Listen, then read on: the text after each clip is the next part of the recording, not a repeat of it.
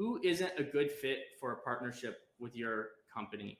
David, why is this a must-ask question when evaluating sales outsourcing partners?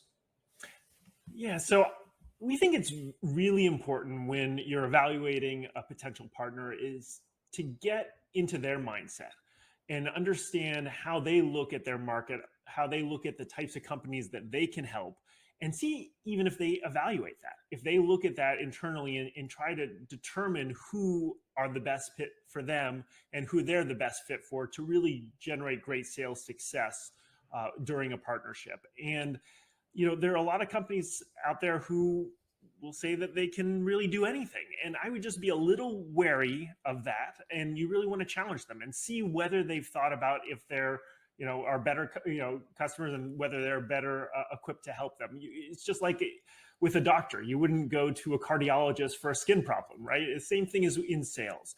A lot of companies generate a good industry fit. They understand certain industries. They understand how to generate appointments and leads within those industries. And I think it's really important as you're evaluating different partners to get a sense as to whether they really are a fit for you and for your industry. And I think the best way of asking that is just to see if they've thought about who they can't help. And then you'll get a sense of whether they are really trying to fit a square peg in a round hole for you.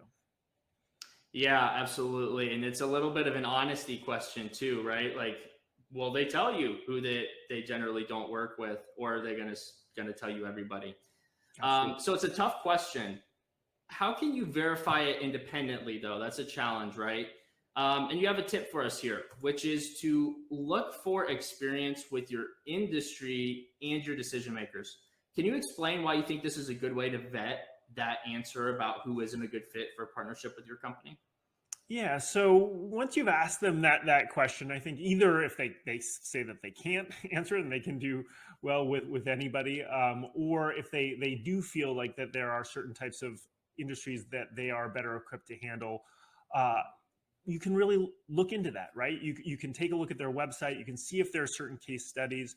And I wouldn't just look at the case studies. I would look at them before your conversation or in a follow-up and ask them about some of those case studies that really fit within your organization and you can relate to and are similar to the product or service that you are representing.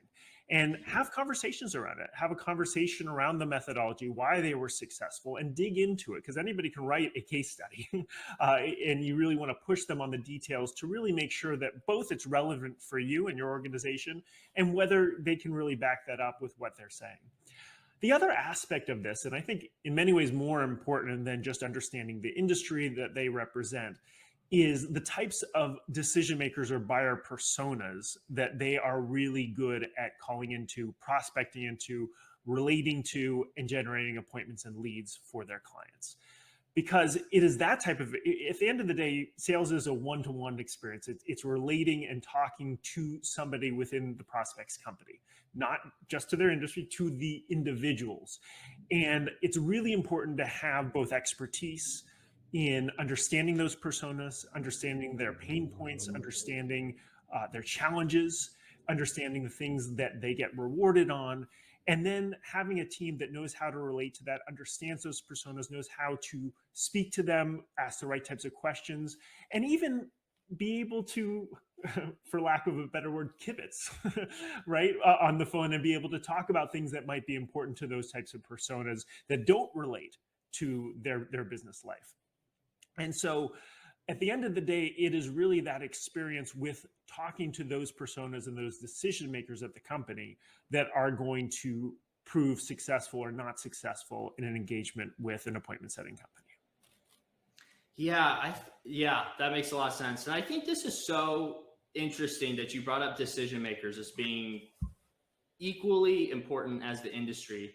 And it actually reminds me of an interview I did with a woman for one of our white papers. This is right at the start of COVID. They had a SaaS product that helped healthcare providers do remote healthcare, right?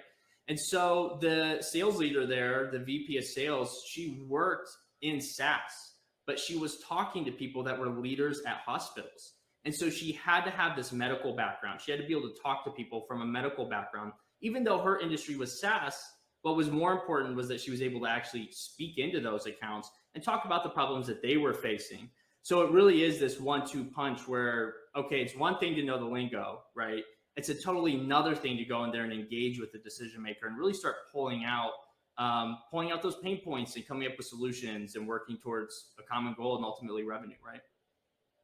Absolutely, absolutely. And that, at the end of the day, is there's a lot of aspects to it, but it is that conversation that is going to make or break the program, and being able to relate to that person, being able to allow them to trust that individual who just called them cold within just a couple of minutes. And so that takes experience. It takes hiring the right types of people who can relate to those individuals, and the fact that they have built at least a career, hopefully, or at least within the organization have been trained on how to talk to those personas. Yeah, absolutely. Well, I'm going to flip this around on you now, and I'm going to ask, from the SalesRoads perspective, who isn't a good fit for a partnership with SalesRoads? And if we were to go look at the SalesRoads case studies we have, what types of industries and decision makers would people find? Yeah, so I'm going to take a mini step back here with this, because this was really an important question for us to answer as an organization, and I think is really important for our clients. And we did this a number of years ago because, as a growing organization, like a lot of the organizations out there, we would take on most anything.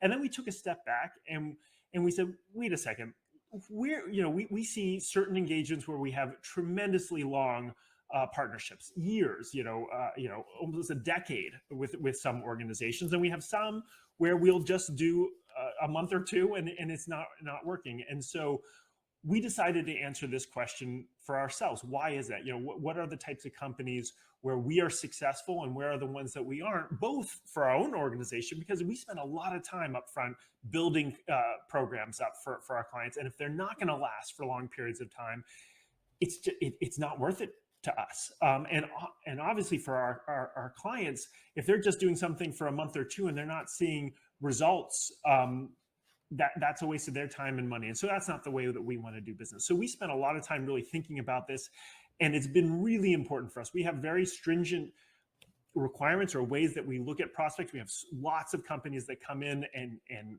want to work with us or want to explore working with us. And most of them we decide are not the right fit. We can find other companies that might be. And then there's those few that we think are really a good fit, and we have very long and profitable programs for them.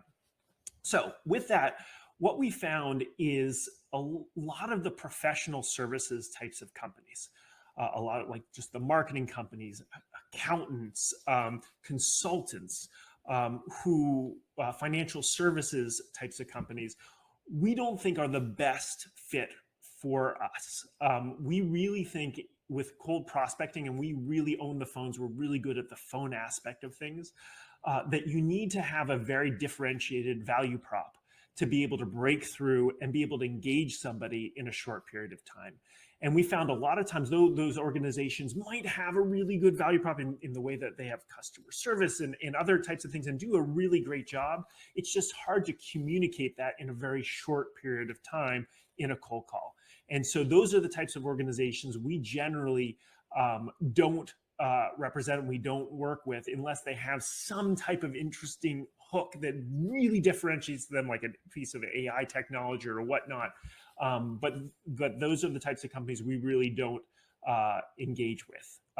Also, we do look at the personas, as I mentioned. So for instance, there's certain types of personas that if there are companies that really just want to go after, for instance, CTOs, chief technology officers, or high-level IT individuals, what we found over time is that those individuals, the chance of them picking up the phone is so small compared to a lot of other personas. And because our niche, we're really good at engaging and creating magic over the phone, we feel that if those are the types of personas you want us to call into exclusively, that it's probably not the right fit for you or for us. And you might want to find an organization that leverages different types of channels or different types of marketing to engage those types of individuals.